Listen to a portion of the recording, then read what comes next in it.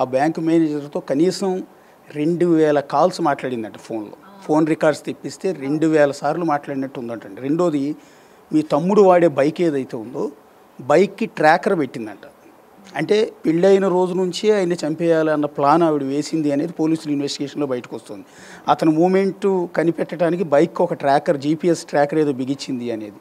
అంటే చాలాసార్లు స్కెచ్ చేశారు కానీ వర్కౌట్ కాలేదు. చివరికి కర్నూలులో ల్యాండ్ కొంటానని ఆ రోజు కారులో ఎక్కించుకెళ్ళింది, వర్కౌట్ అయింది అని అంటూ ఉన్నారు. సో ఈలోపు ఈ నెల రోజుల కాపురంలో ఆమె బిహేవియర్ మీద మీకు అనుమానం రాలేదా?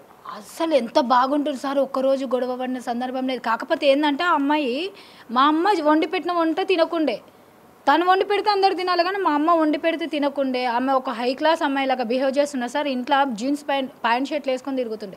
కొత్తగా పెళ్ళైన అమ్మాయి చీర కట్టుకోవాలి, లేకపోతే అంత చీర మెయింటైన్ చేయలేకపోతే పంజాబ్ డ్రెస్ వేసుకొని ఉండొచ్చు కదా అని నేనంటే, అట్లా నేను మా తమ్ముడు వెళ్ళిపోయిన తర్వాత నాకు తెలిసి నేను అడిగిన, ఎందుకు అలా విధంగా ఉన్నావు, కొత్తగా పెళ్ళైంది కదా పంజాబ్ డ్రెస్ లేకుంటే చీర కట్టుకోవచ్చు కదా అంటే, నువ్వు ఎందుకు పిన్ని అట్లా అంటున్నావు, నాకు అసలు ఇష్టమే లేకుండా మా అమ్మ నాన్న వాళ్ళు బలవంతంగా చేసినారు అది ఇదని అప్పుడు రియాక్ట్ అయింది. మా తమ్ముడు వెళ్ళిపోయిన తర్వాత ఆ విధంగా రియాక్ట్ అయింది.